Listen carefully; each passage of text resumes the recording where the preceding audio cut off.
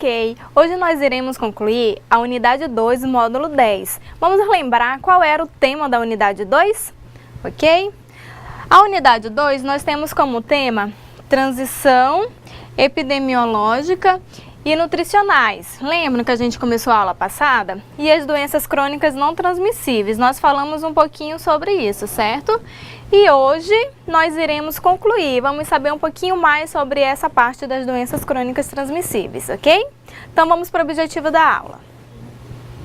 O objetivo da aula: conhecer quais as principais doenças crônicas não transmissíveis, certo?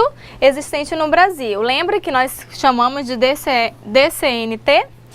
Aprender também a calcular o IMC, que é, o Índice de Massa Corpórea, tão famoso IMC. Compreender a importância dos hábitos, os hábitos de vida saudáveis, que inclui o quê? A alimentação e a atividade física, certo? Então, esses são os objetivos da aula de hoje. Bom, para a gente começar, como a gente falou semana passada sobre as doenças crônicas não transmissíveis, nós vamos só relembrar qual é o conceito de doenças crônicas não transmissíveis, ok? Vamos lá. São um grupo de doenças, que não são resolvidas em curto período de tempo, ok? Os sintomas demoram a aparecer, lembram que eles demoram a aparecer? E as causas podem ser desconhecidas em muitos dos casos. As complicações podem provocar uma incapacidade ou levar também à morte, tá? Então, só para relembrar o conceito de doenças crônicas não transmissíveis. Diante disso, você sabe dar um exemplo? Qual tipo de doença crônica não transmissíveis existe no Brasil? Vamos lá? Nós temos qual? A obesidade, doenças cardiovasculares, osteoporose, certo? Então temos uma série de doenças não transmissíveis. A gente vai aprender um pouquinho de cada nesse momento. Vamos lá. Bom, e para começar, nós temos a famosa obesidade. Com certeza você já ouviu falar em obesidade ou conhece alguém, que tem essa doença. Então vamos conhecer um conceito de obesidade. Segundo a Organização Mundial da Saúde, a OMS, a obesidade ela é considerada o quê? Um acúmulo anormal ou excessivo de gorduras aqui, gorduras. Isso aqui é uma palavra-chave no organismo. Então, é o acúmulo excessivo ou anormal de gordura no organismo, que como consequência teremos o quê? Um comprometimento da saúde. Então, aqui para ilustrar, nós temos essas figuras, Vimos aqui pessoas comendo produtos industrializados em excesso. E a consequência que nós temos é o quê? A justa obesidade. Então, só para ilustrar. Bom, e por que as pessoas começaram a engordar com o passar do tempo? Vocês lembram quando a gente falou da transição demográfica, transição epidemiológica e nutricional? Então, vamos relembrar aqui como é que as pessoas começaram a adquirir essa quantia de peso. Olha aqui.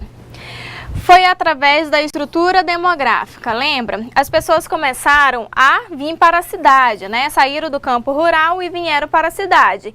Chegando na cidade, começaram a gastar menos energia devido ao tipo de serviço que a pessoa utilizava. Antes, gastava mais energia porque a pessoa trabalhava no campo. E na cidade tiveram mais acesso, à facilidade.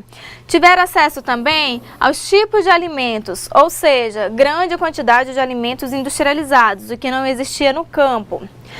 Outro fator que contribuiu para o ganho de peso foi a redução do número de pessoas na família. Na aula passada, a gente viu que as pessoas tinham antigamente entre 8 a 10 filhos e hoje em dia nós temos o quê? No máximo 3 filhos. Outro fator que contribui é a dieta desequilibrada, ou seja, o predomínio de alimentos muito calóricos, no caso os industrializados, e de fácil acesso, que são cereais em geral, os óleos e os açúcares. Muitos alimentos com grande quantidade de açúcares. Então, esses três fatores contribuíram para que as pessoas começassem a ganhar peso com o passar do tempo, ok? Vamos lá. E aqui, só para ilustrar, como é que acontece a questão da obesidade? Uma alta ingestão de alimentos calóricos, tá vendo? E consequentemente, uma baixa atividade física e baixo gasto energético. Então, consequentemente, isso aqui interfere no que a gente diz obesidade, acaba causando obesidade. Os fatores também que contribuem são fatores socioeconômicos, como a gente viu, a questão da economia, né, influencia na hora da escolha do produto, do alimento. Questões culturais também, a gente viu, conforme a região, os alimentos variam. E fatores genéticos, ou seja, pais obesos têm possibilidade de ter filhos obesos. Então, esses são os fatores que contribuem. Bom, e aqui, só para ilustrar, quais são os tipos de alimentos que a gente deve evitar para a gente prevenir a obesidade? Aqui, ó, refrigerantes em excesso, né? Consumo de batatas fritas, que hoje em dia está em alta. Os sanduíches, que muitas vezes as pessoas trocam uma refeição, um jantar por um sanduíche. E a quantidade de alimentos com grande quantidade em açúcares, né? Bolo confeitado em excesso. Então, esses tipos de alimentos, eles devem ser consumidos moderadamente, e não diariamente.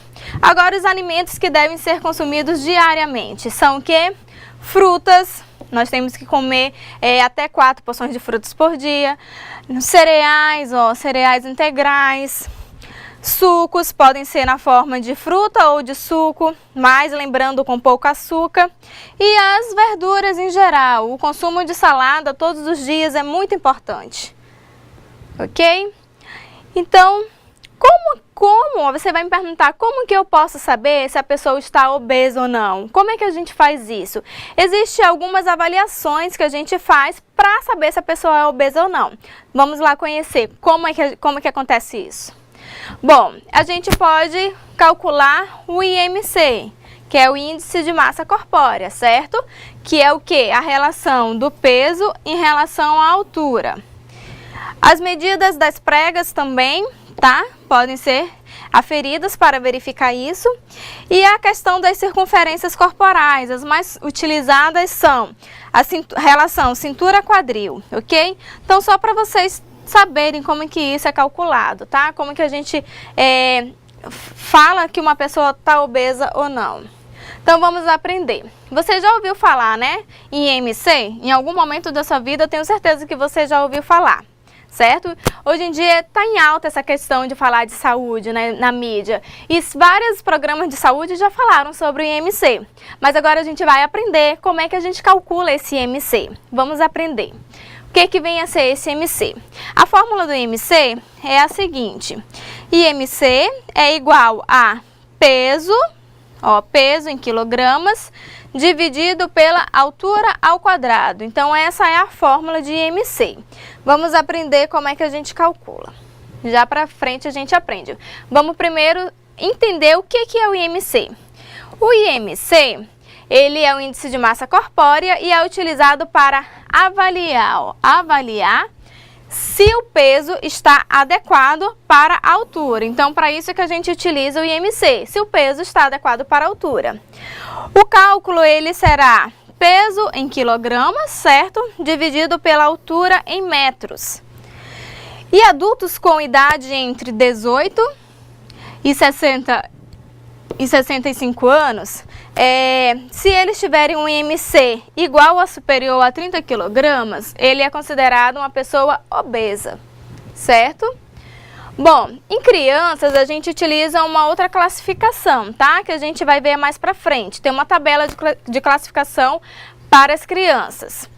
Muito importante isso aqui, ó. O IMC, ele não mostra a quantidade de gordura e nem como essa gordura está distribuída no corpo, tá? Lembre que a gente utiliza o IMC para verificar se o peso está adequado para a altura. É diferente, certo? É importante realizar também, ó, como eu falei aqui no outro slide, outras medidas para que essa avaliação fique mais fidedigna, certo? Não é aconselhável utilizar apenas o IMC para determinar se a pessoa é obesa ou não. Então, só para vocês saberem, esses são alguns métodos que a gente utiliza para falar se a pessoa é obesa ou não, tá? Então, agora a gente vai aprender a calcular o IMC. Ó, só para vocês terem uma noção, essa é a tabela de IMC que a gente utiliza para adultos. Depois que a gente faz o cálculo, a gente vem nessa tabela aqui e verifica a classificação. Se a gente tiver realizado um IMC e o resultado tiver sido 18,5, isso significa o quê? Que a pessoa ela está magra, ok? E com risco elevados para desenvolver doença, certo? Se ela está magra, ela também tem risco. Então, essa é a tabela utilizada para adultos, tá? De 18 a 59 anos. Essa tabela, ela é utilizada para a classificação do IMC de idosos, certo? Não é a mesma que a gente utiliza para adultos. A mesma coisa. Se eu verifiquei o IMC de um paciente, né, de um estudante, e verifiquei se ele tiver com o IMC maior que 27, o IMC dele significa que ele está com excesso de peso, então temos que ter cuidado, ok? A gente quer o quê? Chegar na velhice com saúde, então temos que ter cuidado na hora de se alimentar. Bom, então um exemplo aqui para a gente calcular o IMC. Vamos lá.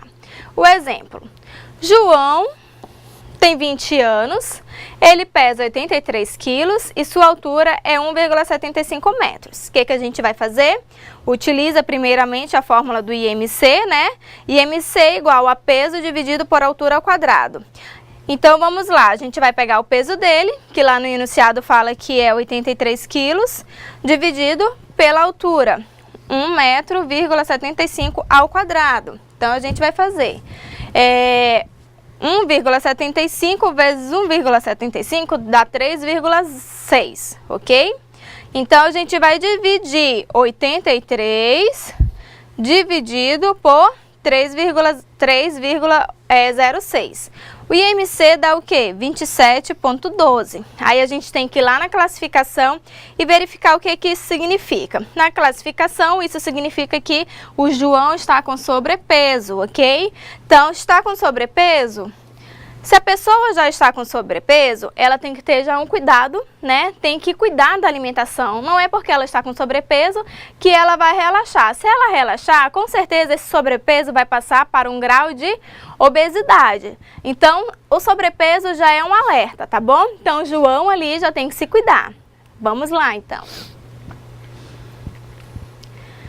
Atenção, é muito difícil determinar uma única causa para a obesidade, certo? Como a gente viu, vários fatores influenciam para o ganho de peso. Então, a alimentação em excesso, né? A alimentação em excesso, combinada com a falta de atividade física, é um grande vilão para o ganho de peso. A ingestão aumentada também de calorias e a diminuição de atividade física também contribui. E a idade, fatores como genéticos também vão contribuir. Como eu falei lá na frente, pais obesos têm facilidade de ter filhos obesos, ok? E fatores emocionais também, porque muitas pessoas quando estão com o emocional abalado, né, elas acabam descontando na comida, então tem que ter esse cuidado. Se você é assim, então se alimente mais com frutas, verduras, tente evitar a parte dos doces, tá bom? Então, vamos agora verificar o que a nossa professora Sabrina, né, nossa orientadora aqui, nossa assistente, ela tem a contribuir com a questão da obesidade. Então é isso mesmo, agora que você já sabe classificar o seu IMC, aprendeu como é que faz a conta, comece a praticar. Será que você está com o seu peso adequado, está eutrófico, se você está com sobrepeso, obesidade? E lembrando mais uma vez, né, que o IMC... ele não deve ser avaliado isoladamente, sim juntamente com outros parâmetros, justamente porque a obesidade, existe vários tipos de classificação. Existe gordura que está mais localizada no quadril, gordura que está mais localizada na cintura. Então, justamente, juntamente com outros parâmetros, a obesidade ela vai ser classificada, né, professora? É isso mesmo, obrigada, professora. E agora a gente vai verificar quais são os danos que a obesidade pode causar para a saúde. São vários, vamos lá. Bom, dificuldade de respirar e caminhar. Problemas também na pele. Pessoas obesas começam a desenvolver problemas na pele, provocados pelo suor e pelo atrito entre as dobras da pele. Os ossos e os músculos também são prejudicados, certo? Devido ao esforço que os ossos e os músculos têm que fazer para suportar o peso do corpo. O aparecimento de outras doenças, como a gente já viu, ó, a obesidade pode causar diabetes e também doenças cardiovasculares, pois o excesso de gorduras se depositam nos vasos sanguíneos, dificultando o quê? A circulação do sangue e fazendo com que os vasos fiquem mais duros, mais duro para a circulação do sangue acontecer no nosso corpo, ok? O que aumenta o quê? A pressão arterial, tá? O excesso de peso, ele também prejudica o coração, pois ele tem que bombear, né, com mais força para que o sangue chegue ou circule nos vasos sanguíneos, nos vasos menores. Então, ele tem que se esforçar mais. Então, isso provoca o quê? Uma consequência no coração. Então, viram como a gente pode ter várias consequências devido à obesidade e às vezes nem sabe que isso, né, todos esses problemas são causados pela obesidade? Então, vamos ter cuidado na hora de se alimentar. Vamos evitar a obesidade. Agora vamos conhecer o que a gente tem que fazer para prevenir a obesidade. Aqui, ó, temos que ingerir o quê? Maior quantidade de frutas, maior quantidade de verduras, carnes brancas, né, entre peixes e frango, são as aves, diminuir o excesso de carne vermelha, o consumo de sucos naturais, ok? Não artificiais. A prática de atividade física, muito importante, né? Aliada à alimentação, vai contribuir para a saúde. E não esquecer do consumo de água. O consumo de água deve ser realizado todos os dias e não deve ser trocado por outro líquido, tá? O corpo necessita de água. Não adianta dizer, mas eu tomo muito suco, mas suco não vai ter o mesmo efeito da água. Então, não se esqueça de ingerir água todos os dias. Bom, agora a gente vai ver uma outra doença, né, causada, que é considerada doenças crônicas não transmissíveis, que é quem?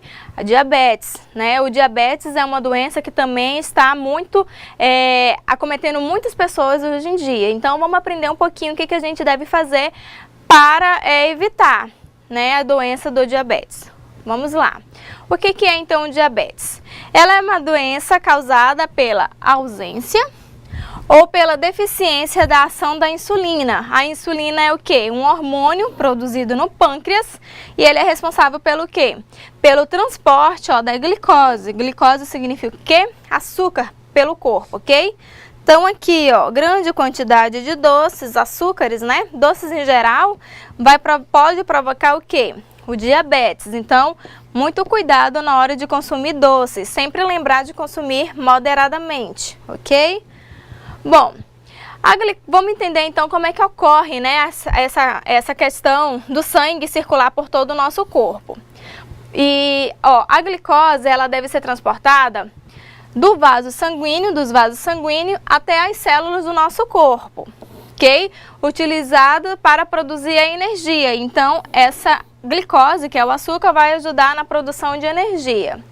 Com a falta da insulina, ou com a resistência ao açúcar, à ação da insulina, o açúcar ele fica acumulado no sangue, aqui, ó, causando justamente o quê? O diabetes, açúcar acumulado no sangue. O diabetes ele pode prejudicar vários órgãos do nosso corpo, como os rins, o coração, olhos e pés. No Brasil, o diabetes ele representa grande parte, né? As principais doenças representam uma das principais doenças que podem causar o quê? A morte. E provocar também problemas renais, né? Amputação, que é a remoção de membros ou perna ou pés, a cegueira e doenças cardiovasculares. Então, viu aí como que o diabetes ele é uma doença muito grave, que ele vai acometendo as pessoas aos pouquinhos, então a gente não sabe, muitas vezes não sabe quais são as consequências que o diabetes pode trazer.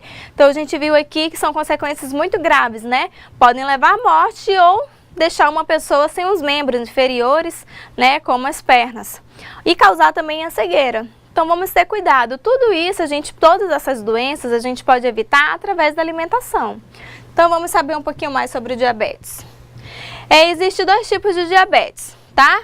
Diabetes tipo 1, ele é causado quando a produção da insulina pelo pâncreas ela é insuficiente. Então, o pâncreas produz a insulina, mas uma quantidade insuficiente, devido à desnutrição das células que produzem insulina. Ela é incomum em crianças e adolescentes. Os portadores de diabetes do tipo 1 necessitam tomar injeções diárias de insulina, certo? Para completar a quantidade de glicose que deve circular no sangue, ok? E a do tipo 2, a diabetes tipo 2, ela geralmente acomete as pessoas obesas, tá vendo? Ó, obesidade pode causar a diabetes. E com mais de 40 anos. Então, ela geralmente acontece em adultos. Nesse tipo de diabetes, a produção de insulina ocorre, porém sua ação é dificultada pela obesidade. Ela não consegue desempenhar o papel que ela tem que desempenhar, certo? Então, ela também é conhecida como resistência insulínica. Então, vimos aí que temos dois tipos de diabetes, ok? Então, as duas podem ser causadas pela questão da obesidade, sim, tá bom? Então, vamos tomar cuidado. Vamos ver o que a gente deve fazer para evitar. Primeiro, vamos verificar quais são os sintomas, tá? As pessoas com altos níveis de glicose, de glicose, no caso de açúcar no sangue, elas podem apresentar o quê? Muita sede, né? Vontade de urinar várias vezes, muita fome. Apesar de comer bastante, elas acabam perdendo o quê? Peso. A visão também fica embaçada. Machucados vão demorar a cicatrizar. E repetidas infecções na pele, tá? Dores nas pernas também, tá? Podem causar o que? A má circulação do sangue. Algumas pessoas não apresentam sintomas e demoram algum tempo para descobrir essa doença. Então, quando não tem nenhum desses tipos de sintomas, é mais complicado, porque ela não vai saber que ela está com diabetes, tá? Outros sintomas é o que? O formigamento nos pés e nas mãos. Então, assim, a pessoa começou a ter esses sintomas, tem que ter cuidado e já procurar um médico para poder diagnosticar se tem ou não diabetes, tá? Bom, e como é que funciona o tratamento do diabetes, né? Foi diagnosticado com diabetes e agora, o que eu devo fazer? Primeiramente, a dieta, né? A dieta tem que ser saudável, equilibrada. Outro tratamento é com os medicamentos e também com a prática de atividade física. Olha aqui, ó. Então, temos que ter uma dieta saudável, certo? A prática de exercício físico, uso de medicamentos e temos que o quê? Verificar a glicemia todos os dias, tá? Então, esse é o tratamento do diabetes. Bom, agora a gente vai conhecer as doenças cardiovasculares, certo? Já falamos de dois tipos de doenças crônicas não transmissíveis, a obesidade e o diabetes. Agora vamos conhecer o que são as doenças cardiovasculares. Bom, as doenças cardiovasculares são aquelas que afetam o quê? O sistema circulatório, que envolve quem? O coração e os vasos sanguíneos. Entre essas doenças, as mais comuns nós temos o infarto do miocárdio, a angiina do peito, que é dor no peito, a aterosclerose também, que é muito conhecida, e o acidente vascular cerebral, conhecido como AVC. Então, esses são alguns tipos de doenças cardiovasculares. Bom, e os fatores que influenciam para o aparecimento dessas doenças? É justamente o quê? Obesidade, certo? A hipertensão arterial, que é a pressão alta. Dislipidemias, são doenças relacionadas a gorduras, né? Acúmulo de gorduras no corpo. O diabetes. O sedentarismo, que é a falta de atividade física. O estresse e o tabagismo, que é o fumo. Então, percebeu aí que geralmente os fatores que influenciam para esses tipos de doenças geralmente são os mesmos, né? Sempre ligado à alimentação, ao tabagismo, à falta de atividade física, à obesidade. Então, todos esses fatores podem influenciar para o desenvolvimento de doenças cardiovasculares. Então, vamos saber um pouco mais sobre elas. Bom, atualmente, as doenças cardiovasculares são as doenças que mais matam no mundo. Essas doenças são responsáveis por grande parte do gasto com atenção à saúde, ou seja, gasto com o quê? Com medicamentos, né, e com hospitalização. A hipertensão arterial também é conhecida... Então, vamos lá. Então, temos que ter cuidado, tá? Com esses tipos de doença. Agora, a gente vai aprender um pouquinho sobre a hipertensão arterial, tá? Você já ouviu falar em hipertensão arterial? Já sim, né? É a pressão alta, tão conhecida como pressão alta, tá? Vamos aprender como é que ela ocorre, como que ela pode chegar às nossas vidas. Bom, ela está associada muitas vezes às doenças crônicas não transmissíveis, certo? E as complicações do quê? Das doenças cardiovasculares. A gente viu lá no slide passado que as doenças cardiovasculares podem estar ligadas à questão de pressão alta. Quanto maior a idade das pessoas, né, maior chance de desenvolver hipertensão arterial. Então, por isso que a gente tem que prevenir desde cedo. Uma das causas para a pressão arterial é o quê? O excesso de alimentos com grande quantidade de sal. Então, a gente tem que prevenir desde a infância, tá? E não apenas prevenir na fase adulta ou na velhice. Na velhice, a gente não tem que já prevenir, a gente não tem que curar, a gente tem que apenas prevenir, tá? Então, cuidado com alimentos que têm excesso de sal, ok? Bom, vamos entender como é que acontece essa questão da pressão alta, como é que ela vai acontecer no nosso corpo. O coração, ele vai bombear o quê? O sangue para todos os órgãos do nosso corpo, por meio das artérias, que são o quê? Os vasos sanguíneos.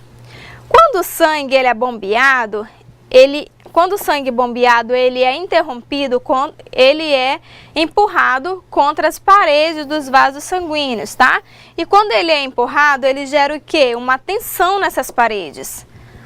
Essa tensão ela é chamada justamente de pressão arterial.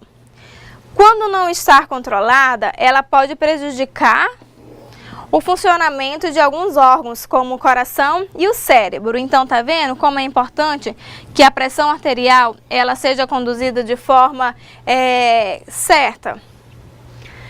E como é que a gente pode descobrir se uma pessoa está ou não com pressão alta, com hipertensão arterial?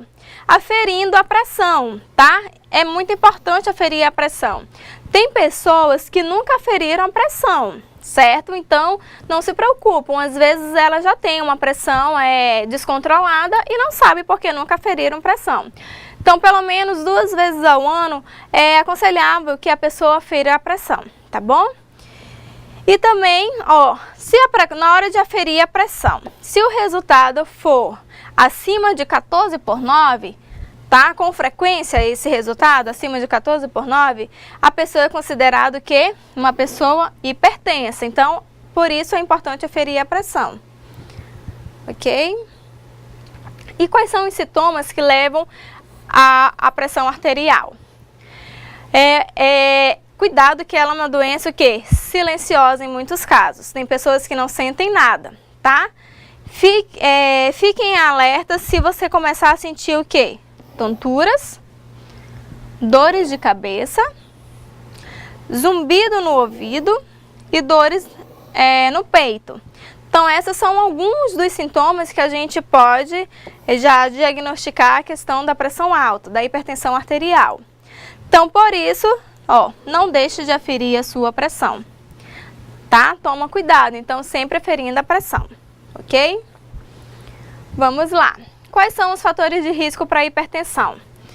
A alimentação inadequada, consumo de álcool em excesso, o estresse, a obesidade, o tabagismo e o sedentarismo. Viu que são bem parecidos com a questão das doenças do diabetes também? Então, elas são muito parecidas. E o tratamento? Tratamento medicamentoso para pressão alta e mudança no estilo de vida. Isso tem que levar em consideração o quê? A alimentação e atividade física, ok? Então, tá vendo que para evitar a pressão arterial são coisas muito simples, tá? Atividade física e alimentação, deixar de beber em excesso, né? Deixar de fumar.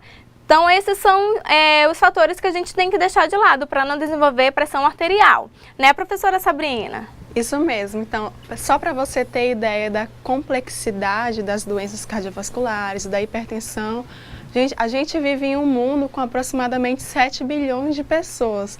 E dentre essas, 18 milhões de pessoas morrem todo ano devido a doenças cardiovasculares. E isso vem aumentando por quê? Principalmente devido ao excesso do consumo de sal. O recomendado diariamente são 5 gramas de sal e hoje em dia a população brasileira ela consome o dobro do sal recomendado, consome basicamente 12 gramas de sal diariamente. Então isso é um fator que acaba agravando o desenvolvimento de doenças cardiovasculares. É preciso estar atento para a diminuição do consumo de sódio, principalmente que estão em alimentos industrializados, embutidos, contém uma grande quantidade de sódio. Ok, então agora a gente vai ver o que a gente deve evitar, né? Alimentos que a gente deve evitar para não desenvolver a pressão alta. Vamos lá. Diminuir, como a professora Sabrina falou, o consumo de sal, tá? Não utilizar saleiros na mesa, deixa o saleiro guardado lá. O saleiro não deve ir para a mesa. Evitar o consumo de produtos processados, que são o quê? Enlatados, embutidos, conservas, defumados, molhos prontos, caldos de carne, tá? Então, tem que ser evitado esse tipo de alimento. Redução também do consumo de bebidas alcoólicas, tá? Abandono do fumo, redução do peso e prática regular de atividade física. Ok? Então, viu aí quais são as mudanças que a gente tem que fazer no nosso dia a dia para evitar a pressão arterial? É isso mesmo. Bom, agora um outro tipo de doença que a gente vai conhecer, das doenças crônicas não transmissíveis, são as dislipidemias, tá? Aí você vai falar, o que é dislipidemia? Bom, é a presença de níveis altos ou anormais de lipídio. A gente viu, né, na primeira aula que lipídios é o quê? É um tipo de gordura, significa gordura. Então, é a presença de níveis elevados ou anormais de gordura no sangue. Então, os lipídios, eles podem ser encontrados em alimentos, né? E também o corpo produz gordura. Eles são responsáveis pela absorção das vitaminas, então, assim, as gorduras são importantes para o nosso organismo. E também pela produção e armazenamento de energia. Ela é importante? Sim, mas em níveis adequados, tá? Não devemos consumir grande quantidade de gorduras, ok? Bom, então o colesterol, como a gente também já viu em aulas, que ele é um tipo de gordura. Ele é um tipo de gordura produzida onde? No fígado, tá? Então o corpo produz colesterol. Ele é encontrado normalmente no sangue e em células do nosso corpo. E também está presente em alguns alimentos de origem animal. Ele é um tipo de gordura necessária ao nosso organismo, mas com taxas equilibradas. Então aqui nós temos o quê? 2 tipos de colesterol, tá? O LDL, que é o que a gente fala que é o colesterol ruim, tá? E temos o HDL, que é considerado o colesterol bom. O LDL, que é o ruim, o excesso no sangue, ele pode se acumular, né, na parede das artérias, que são dos vasos sanguíneos, e provocar o quê? Placas de gordura. Provocando isso, pode fazer o quê? Com que as artérias fiquem entupidas, impedindo que a circulação do sangue. Então, o sangue não vai circular para o corpo e isso vai acontecer como consequência teremos o quê? A arteriosclerose, tá? O sangue ele é impedido de chegar no coração, tá?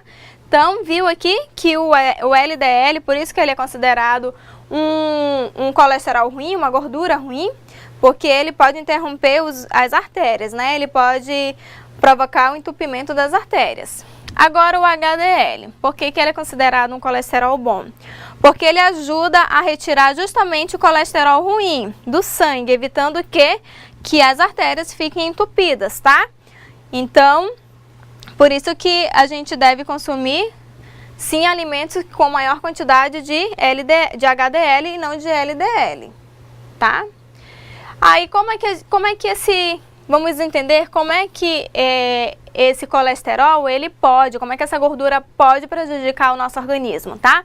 Vamos ver aqui 2 tipos de doenças que que hoje em dia está em alta. É o ataque cardíaco, tá? Pessoas hoje em dia morrem muito de ataque cardíaco, tá? Como é que esse ataque cardíaco acontece? É quando o sangue oxigenado, ele não chega a algumas partes do coração, tá?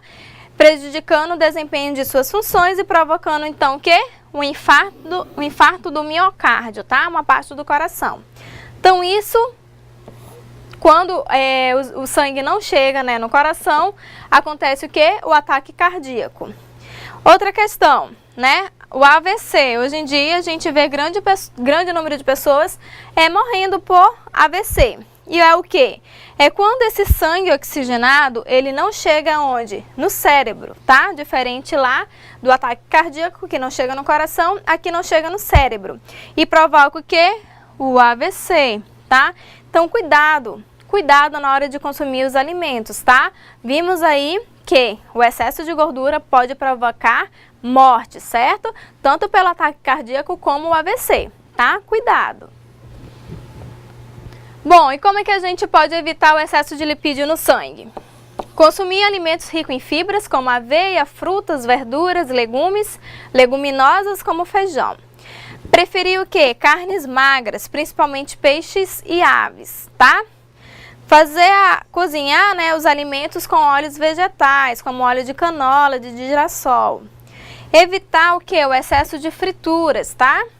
E praticar atividade física regularmente, ou seja, diariamente, tá? Então aqui só para ilustrar, né, o consumo de leite, proteína, praticar atividade física, ó, aqui ó, o consumo de frutas, tá, ó, verduras também, consumo de aves. E aqui um consumo, evitar, o que a gente tem que evitar? Aqui, ó, a gente tem que consumir em pequena quantidade a carne vermelha, tá? Ok? Bom, e para uma das doenças também que a gente já ouviu falar, é a osteoporose. É um tipo de doença crônica não transmissíveis, tá? Você vai me falar, que tipo de doença é essa? Você já ouviu falar, sim, em osteoporose. É a doença que a gente fala que é a doença dos ossos, né? Isso é causado pelo quê? Pela falta de cálcio. Vamos entender um pouco como é que funciona a osteoporose. É uma doença que atinge os ossos, né? Os ossos e se caracteriza pela diminuição de massa óssea, o que torna os ossos mais fracos. Então, geralmente acomete quem? Os idosos, tá? Mas não só os idosos, tá? Faz parte do processo normal de envelhecimento, possivelmente pela deficiência, né, de alguns hormônios. De alguns hormônios sexuais na menopausa. Então, justamente, atinge geralmente maior quantidade de mulheres, tá? Então, vamos entender. O cálcio, né, que é um mineral, ele é muito importante para o crescimento dos ossos e dos dentes. Com o passar do tempo, os ossos eles acabam sendo renovados. Então, por isso que devemos consumir cálcio todos os dias, porque os ossos são renovados. Todos os dias o corpo recebe cálcio, ó, através da alimentação também, mas ele também perde através do quê? Da urina.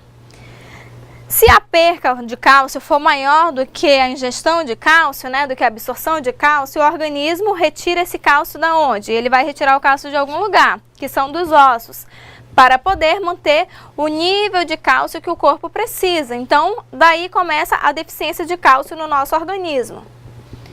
E quais são os fatores de risco para desenvolver osteoporose?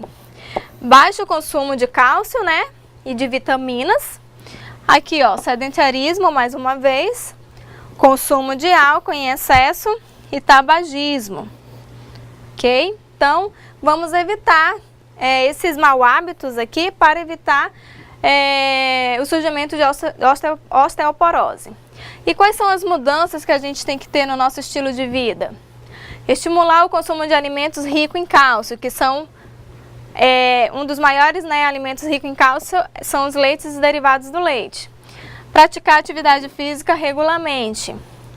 Aqui, ó, aumentar o consumo de leite e derivados, tá? Para aumentar o consumo de cálcio no nosso organismo. Os adultos, eles devem consumir de preferência produtos desnatados, tá? Leite desnatado que tem menor porção de gordura. E consumir as hortaliças verde escura. Os peixes e os cereais também são ótimas fontes de cálcio, tá? Então, tá vendo? Através da alimentação a gente previne as doenças. Que para ilustrar, a atividade física, né, o consumo das verduras, leite, ó, deve ser incentivado desde a infância até a velhice, tá? Queijo, né, também tem uma grande quantidade de cálcio, leite e seus derivados. E aqui o incentivo para as crianças consumirem frutas e verduras, ok? Bom, é importante também o quê? Praticar atividade física para prevenir a osteoporose. Então, as necessidades de nutrientes variam de acordo com a idade, com o sexo e com o estado de saúde, né? Então, isso também vai ser levado em consideração aos níveis de atividade física, tá? Então, adequado estado nutricional, ele está ligado ao quê? Ao consumo adequado de alimentos e ao gasto de energia pelo organismo.